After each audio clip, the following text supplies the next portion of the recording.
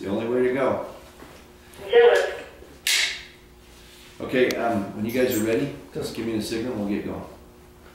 I'm ready. Of course. We're ready.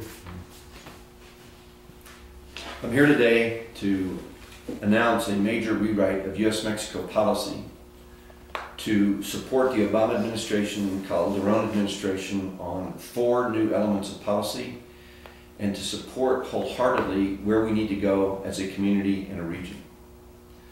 For 10 years now, we've worked on specific issues that involve the U.S.-Mexico border. Most of those have to do with job creation and the border as a logistics platform. How do people and products move between our 2 countries faster, smarter, and safer? Today, what is happening in Juarez is internationally significant. Over 400,000 people have left a community as economic and violence refugees. 5 years ago, over 12,000 businesses were registered as empresarios, a small business. Today, that number hovers around 2,000. On major corridors, 1 in 4 properties are now vacant. They've been boarded up, their owners have left. Many of these owners and many of these empresarios are now here in El Paso, Texas. What is happening in Juarez will affect us. Over 60,000 jobs in El Paso are directly connected to manufacturing in Juarez. Juarez is at least important to us as Fort Bliss. So now we as a community, we as a region must act. We have no choice.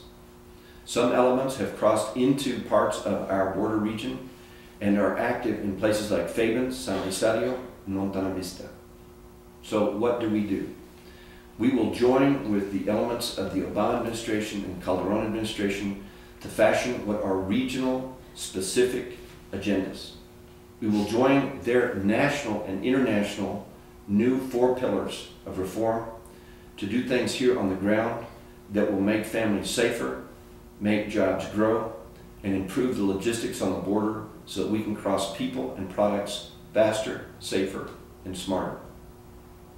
We will, in the next few weeks, begin to announce some of these initiatives, working together with Juarez and other parts of the region, including southern New Mexico, because the time is now to take advantage of this historic opportunity.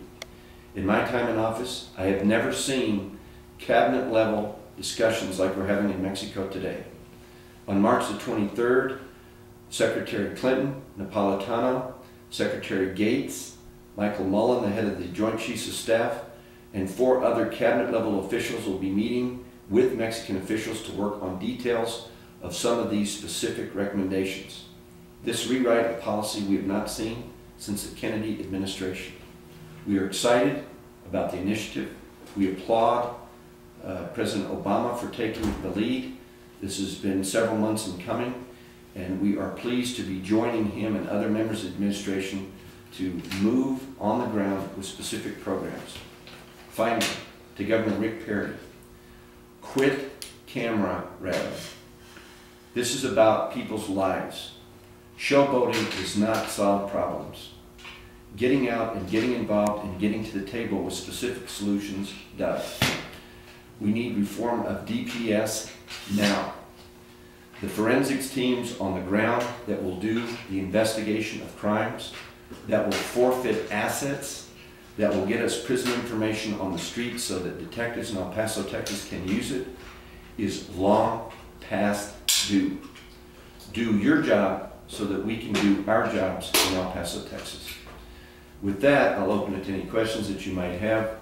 This, in my view, is one of the most historic things that we've worked on in our time in office, and it's very important for El Paso to be at the table, involved in moving the agenda. Senator, what makes this different? You know, the last time we got attention like this, we got a border fence, the virtual fence that now Obama pretty much nixed off the table. I mean, what's the difference? After 9/11, the border locked down. Only one issue on the table: massive lockdown security. Truthfully, that made the border less competitive. That led to the loss of jobs in Juarez. When a truck is in a line for 9 hours trying to get through with commerce, that affects jobs. These computers that you have here, those parts are made in Juarez. There's no reason that truck needs to be in a line for 9 hours. When North American manufacturing is not competitive, who wins is China. When that computer's not made here, but now made in China, that job just went to China. So having a balanced approach, guaranteeing security on the streets, reforming law enforcement in Mexico and adding elements in the United States, focusing on job security and socioeconomic factors, and finally, reforming border logistics are the 4 foundation elements that we need. They're doing it. That is 180 degrees different than it was just 6 months ago. So that is in large part due to the experience on the ground of Janet Napolitano as a border governor. It is due in large part to Carlos Pascual, who is doing an excellent job as the ambassador, and to Secretary Clinton, who says we need a better way of approaching these border issues. Mexico trades more with Texas than the entire European Union combined. So when we're talking about jobs in Texas, that discussion has to include jobs all along the U.S.-Mexico border. Senator, the last couple of days, Governor Perry has talked about this phase 1 of his border contingency spillover plan, and that he's activating it with increased law enforcement and additional helicopters and those kinds of things. I wonder if you talk to me about what you're seeing on the ground in terms of additional security and those that phase 1 of that contingency plan. Let's talk about that. Here's a direct message to Rick Perry. Quit camera rattling. Join the team. Work together to solve the challenge. Showboating is not leadership. Lives are at stake. You failed to consult with Secretary Napolitano. You failed to call any border mayor. You failed to deal with sheriffs who are on the front line. You failed to deliver border resources when you went and asked the legislature for money. Instead, you sent those north of I-10. DPS is a 1950s ticket-giving agency, not a 21st century international crime fighter. So do your job so we can keep our communities safe. That starts with reforming DPS to be a 21st century effective organization working with others to get the job done. We have seen here no evidence of any on-the-ground resources from Rick Perry. We have seen TV clips.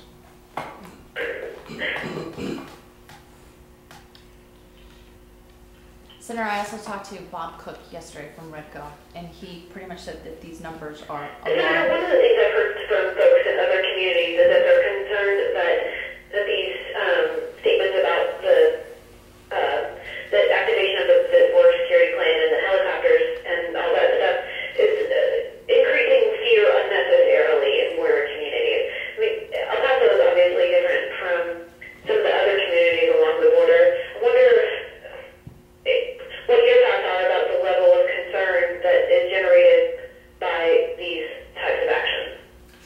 Real leadership means solving the challenges of the day. Creating fear is not a solution. Rick Perry has not passed the secure manufacturing tax credit that I left on his desk in 2005.